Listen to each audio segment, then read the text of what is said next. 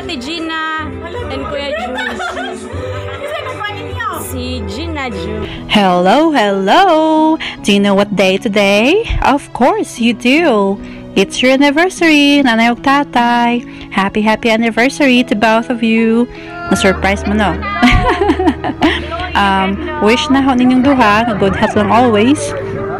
O, bisan naaman ko sa layo, walang nalagyan pa sa dool. I love you, both of you, nanay ug tatay.